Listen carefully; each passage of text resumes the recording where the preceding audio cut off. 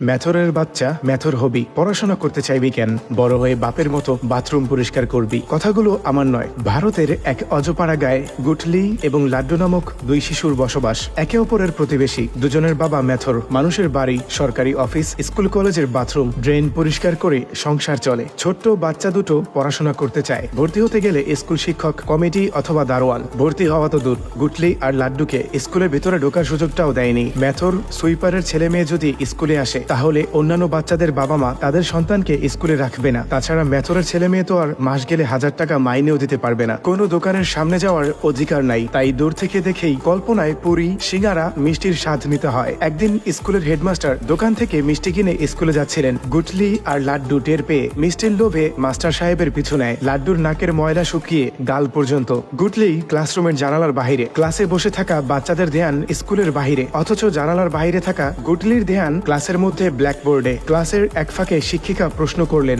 আকাশের তারা কেন মিটমিট করে জ্বলে? বাইরে থেকে গুটলি জবাব দিল, বায়ুমণ্ডলের কারণে। ম্যাথরের সন্তান ক্লাসের বাইরে। টের পেয়েই হেডমাস্টার আর দপ্তরি গুটলি লাড্ডুকে দৌড়ানি দিলে বাচ্চাদের টিফিন বক্স মাস্টারের গায়ে। এই ফাঁকে গুটলি লাড্ডু একটু আগে মাস্টারের কেনা মিষ্টি চুরি করে পালায়। তারপর পরিত্যক্ত ভাঙা ঘরের ভেতর লুকিয়ে লাড্ডু মিষ্টি খায়। আর গুটলি এইমাত্র স্কুলে শেখা বিদ্যা দেয়ালে লিখে চর্চা করে। এদিকে গুটলির বাপ মানুষের বাড়ির বাথরুম সাফ করার পর হাত ধুয়ে ছোট্ট একটা সাইকেল দেখে বেল বাজিয়ে গুটলিকেও এরকম একটা সাইকেল কিনে দেওয়ার ইচ্ছা প্রকাশ করে। সাইকেলের বেল শুনে ঘরের মহিলা এসে ঝাড়ে দিয়ে বলে, সুইপারের বাচ্চা, হাত দিয়ে সাইকেল ধরলি কেন? ইচ্ছে মতো গালমন্দ করে 50 টাকা হাতে দিয়ে 20 টাকা ফেরত চায়। গুটলির বাবা বলে, সুইপারের ছোঁয়া টাকা ফেরত নেবেন। পরের দিন সকাল, কাজে যাবার আগে গুটলি আর লাড্ডুর বাবা রাস্তার মোড়ে চায়ের দোকানের সামনে ফুটপাথে বসে আছে এক কাপ চা খাওয়ার জন্য। চা দেওয়ার পরে গুটলির বাবা দেখে চায়ের কাপটা ভাঙা। কাপটা পরিবর্তন করার জন্য নতুন কাপ স্পর্শ করলে দোকানদার খুব বাজেভাবে বকা দিয়ে মারধর করে। ম্যাথরের ছোঁয়া কাপ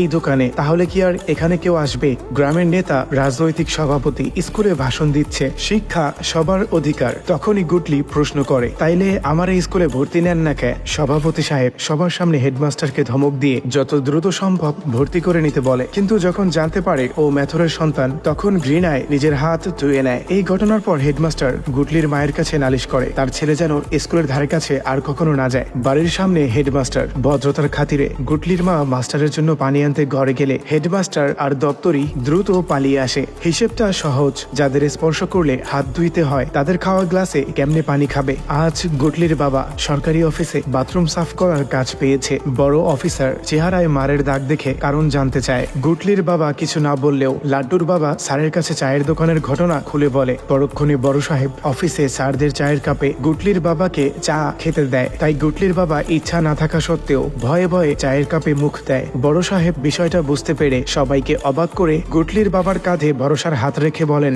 ভয় পাবেন না, আমিও আপনার মতোই নিচু জাতের। জীবন যুদ্ধ করার পাশাপাশি আমি মন দিয়ে পড়াশোনা করেছিলাম। যদি ঠিকমতো পড়াশোনা না করতাম তাহলে হয়তো আজ আমিও আপনার মতোই অপমানিত হতাম। আপনি যা করছেন তা খারাপ কিছু নয়, তবে সমাজের চোখে মানুষের চেয়ে মানুষের অবস্থানের গুরুত্ব বেশি। বড় সাহেবের মুখে কথাগুলো শুনে গুটলির বাবা যেন আকাশ থেকে পড়ে। ঘরে ফিরেই গুটলির মাকে বলে, আমি সিদ্ধান্ত নিছি, যেমনি হোক আমার পোলারে পড়াশোনা করাবো। পড়াশোনা করলে আমার পোলা সমাজে সম্মানের লগে বাঁচতে পারবো। গুটলির মা প্রশ্ন করেন, ছেলেরে পড়াবা, টাকা পাবা কই? তাছাড়া ম্যাথরের ছেলেরে কোন স্কুলে ভর্তি নেবে? ভর্তি না হইলেও পিচ্চি গুটলি ধান খেতে দাঁড়ানো কাকতারুয়ার জামা পরে স্কুলে অন্যান্য বাচ্চাদের ভিড়ে লুকিয়ে ক্লাসরুমে ঢুকে। আজ প্রথমবারের মতো গুটলি স্কুলের দেয়ালগুলো দেখছে। স্কুলের ভেতরটা কেমন হয় তা এতদিন গুটলির কাছে অজানাই ছিল। জোর করে হলেও বই ছুঁয়ে দেখার স্বাদ পূরণ হলো। এরই মধ্যে গুটলির বাপ তার ছেলেকে স্কুলে ভর্তি করার জন্য হেডমাস্টারের পায়ে ধরে অনুরোধ করে। মাস্টার বলেন, একে তো নিচু জাতের মানুষ, তার উপর করো ম্যাথরের কাজ, পড়াশোনার জন্য ভর্তি ফি, স্কুলের ইউনিফর্ম, সব মিলিয়ে 6-7 হাজার টাকা খরচ। এত টাকা কই পাবি? গুটলির বাবা ধীরে ধীরে পরিশোধ করে দেওয়ার কথা বললেও কোনো কাজ হয়নি। ক্লাসের জানালায় লুকিয়ে মাস্টার আর বাবার কথাবার্তাগুলো গুটলি পুরোটাই শুনেছে। বাবা চলে যাবার পরে মাস্টারের সামনে দাঁড়িয়ে বলে, আমি শুধু পড়তে চাই, আর কিচ্ছু চাই না। হেডমাস্টারও চায়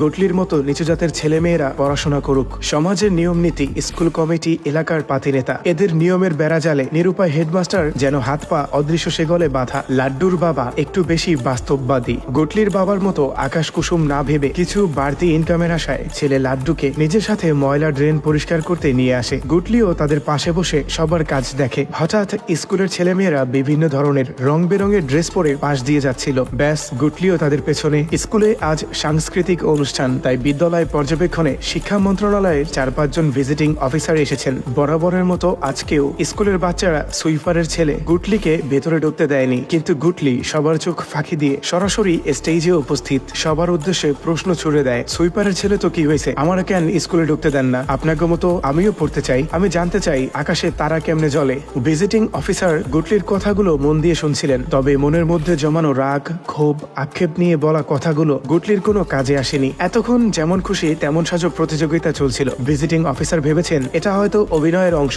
আর গুটলি মেথরের ছেলে সেজে অভিনয় করেছে, তাই সকল অফিসার গুটলির পারফরমেন্স দেখে হাততালি দিয়ে প্রশংসা করেন। এত সুন্দর পারফরমেন্স আর পুরস্কার পাবে না তা কি হয়? অনুষ্ঠান শেষে শিক্ষিত সমাজের হাতে মার খেয়ে গুটলি কড়ায় গন্ডায় বুঝে গেছে এই সমাজ তার জন্য নয়, তাই বাধ্য হয়ে লাড্ডুর কাজ দেখতে ফিরে আসে। ম্যানহোল সাফ করার সময় লাড্ডু পা পিছলে ম্যানহোলের মধ্যে পড়ে মাথা ফেটে মারা যায়। কিছু বাড়তি রোজগারের আশায় একমাত্র ছেলেকে হারিয়ে লাড্ডুর বাবা এখন সর্বশান্ত। প্রতিবেশীর এইরকম অবস্থা দেখে গুটলির মা গুটলির বাবার পাগলামির মর্ম বুঝতে পারেন, কেন তার ছেলেকে স্কুলে পড়াইতে চেয়েছিল। পরের দিন গুটলির বাবা নেতাকে অনুরোধ করেন তার ছেলেকে যেন স্কুলে পড়ার সুযোগ করে দেন। নেতাজি হাসি মুখেই জবাব দেন, নর্দমার পানি যতই পরিষ্কার হোক কেউ কিন্তু খাবে না। এরপরও গুটলির বাবা আঠার মতো পেছনে লেগে থাকার কারণে নেতাজি সুইপারকে পিটিয়ে বিদায় করেন। ওই সময় হেডমাস্টার গুটলির বাবাকে বোঝান, এভাবে তোমার একার কথায় পানি গরম হবে না, সংবিধান তোমাদের পড়াশোনা করার অধিকার দিয়েছে, মাঝে মধ্যে অধিকার না পাইলে কঠোরভাবে আদায় করে নিতে হয়। তাই গুটলির বাবা সুইপার কলোনির সবাইকে তাদের অধিকার সম্পর্কে বোঝায়, যদি এখন কেউ প্রতিবাদ না করেন তাহলে আপনাদের ছেলে মেয়েরাও বড় হয়ে সুইপারই হবে। ফলাফল হিতে বিপরীত, মানুষ সচেতন হবার বদলে উল্টো গুটলির বাবাকে আঘাত করে। এমন অবস্থায় লাড্ডুর বাবা অধিকারের পক্ষে দাঁড়ান। লাড্ডুর বাবা চান না তার ছেলের মতো আর কেউ অকালে ঝরে পড়ুক। পরের দিন পুরো সুইপার কলোনি একত্রিত হয়ে শিক্ষা অফিসারের গাড়ি আটকে তাদের বাচ্চারা কেন স্কুলে পড়তে পারবে না সেই বিষয়ে জানতে চায়। বিষয়টা আন্দাজ করতে পেরে শিক্ষা অফিসার রাগান্বিত হয়ে স্কুল কমিটির সভাপতিকে ঝাড়ি দেন। প্রথম দিকে সবকিছু স্বাভাবিক থাকলেও সভাপতির হাত উপর মহলের উচ্চ পর্যায়ে, সহজেই পরিস্থিতি বদলে যায়। হায়ার অথরিটির পাল্টা ধমকিতে শিক্ষা অফিসার চুপচাপ স্কুল থেকে চলে যান। পরের দিন গুটলি স্কুলে আসে ঠিকই, তবে বাথরুম সাফ করতে। এই দৃশ্য দেখে হেডমাস্টার বুঝে যায় যে দেশে নেতার নীতি নাই সে দেশে অধিকারের কথা বলা বিলাসিতা। গুটলির বাবাকে শিক্ষার অধিকারের স্বপ্ন দেখানোর জন্য হেডমাস্টারের মাথা নিচু হলেও মাথায় আসা চিন্তাগুলো এখনো দমে যায়নি। সারা রাত ভেবেছেন কিভাবে গুটলির মতো বাচ্চাদের পড়াশোনার প্রাপ্য অধিকার নিশ্চিত করা যায়। সকালবেলা স্কুলে বার্ষিক ক্রীড়া অনুষ্ঠান, বিজয়ী বাচ্চারা পুরস্কার পাবে। এই অনুষ্ঠানের মধ্যে বসেই হেডমাস্টারের মাথায় একটা বুদ্ধি খেলে। ভরা মজলিসে হুট করে মাইকে ঘোষণা দেন, আমাদের নেতাজি সুইপার কলোনি সহ নিচু জাতের সকল ছেলে মেয়েদের পড়াশোনা করার জন্য একটা দারুণ সুযোগ দিয়েছেন। আজ এখানে দৌড় প্রতিযোগিতা হবে, যদি এই প্রতিযোগিতায় সুইপারের ছেলে মেয়েরা প্রথম হতে পারে তাহলে পুরস্কার হিসেবে থালাবাটি অথবা অন্য কোনো মেডেল নয়, আমাদের নেতাজি গরিব অসহায় ছেলে মেয়েদের ফ্রিতে পড়াশোনা করার সুযোগ করে দেবেন। সকল অসহায় বাচ্চাদের পড়াশোনার খরচ নেতাজি নিজেই বহন করবেন। কথাগুলো শুনে নেতাজি মাস্টারের উপর রাগে ফেটে পড়ে। ভরা মজলিস, আশেপাশে সাংবাদিক সহ অনেক লোক, তাই কিচ্ছু বলতে পারছে না। তখন হেডমাস্টারও রাজনৈতিক কৌশল অবলম্বন করেন। নেতাকে ম্যানেজ করতে কানে কানে বলেন, আশেপাশে অনেক ক্যামেরা, পত্রিকা আর টিভিতে যদি এই খবর ছাপে আপনি গরিব অসহায় শিশুদের পড়াশোনার ব্যবস্থা করতে এরকম ভিন্নধর্মী দৌড় প্রতিযোগিতার আয়োজন করেছেন, তাহলে ভাবেন সারা দেশে আপনার কি পরিমাণ প্রশংসা হবে। মাস্টারের বুদ্ধিতে আটকা পড়লেও নেতার মনে শয়তানি পুরোপুরি যায়নি।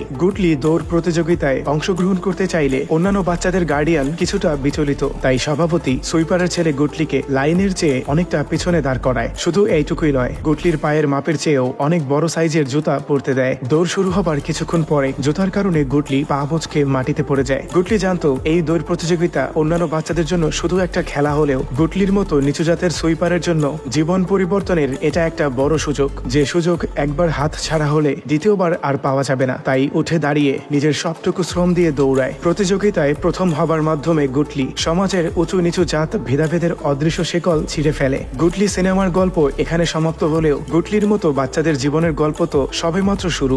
একটু খেয়াল করলেই বুঝতে পারবেন এটা একটা শিক্ষণীয় গল্প ছিল, কিভাবে মারামারি আর বিনা রক্তপাতে নিজের অধিকার আদায় করতে হয় হেডমাস্টার তা কৌশলে দেখিয়ে দিয়েছেন। তাই সোজা পথে কাজ না হলে মাঝে মধ্যে কৌশল অবলম্বন করাই ভালো, এতে করে ঝামেলাও মিটে যায় আর কারোর সাথে শত্রুতাও হয় না। কিন্তু কোন অবস্থায় কি করলে পরিস্থিতি নিয়ন্ত্রণে থাকবে তা বুঝতে হলে প্রয়োজন শিক্ষার আলো। শুধু বিদ্যালয়, মাদ্রাসা অথবা কোচিং এর উপর দায়িত্ব ছেড়ে দিলে হবে না, খেয়াল রাখতে হবে আপনার সন্তানের সুশিক্ষা নিশ্চিত হচ্ছে কিনা। পাশাপাশি ধর্মীয় নীতি আদর্শ শেখান, যেন পথভ্রষ্ট নেতাদের মতো নীতিহীন সমাজ গড়ে না ওঠে। মগু বরিশাইলা ভাষায় একটা কথা আছে, এখনকার পোলাপানের পাশ আছে দিক নাই। কথাটার অর্থ পাশ করে সার্টিফিকেট পাই ঠিকই, কিন্তু শিক্ষার প্রকৃত উদ্দেশ্য বা সুশিক্ষার আলো দুইটার একটাও এখনকার বাচ্চাদের মধ্যে তেমন একটা লক্ষ্য করা যায় না। বর্তমান সমাজের শিক্ষা ব্যবস্থা সম্পর্কে আপনার মতামত কি কমেন্ট করে জানাতে পারেন। ভিডিওটা ভালো লাগলে লাইক করুন, শেয়ার করুন বন্ধুদের সাথে, আর নিয়মিত ভিডিও পেতে চাইলে সাবস্ক্রাইব করে পাশে থাকুন।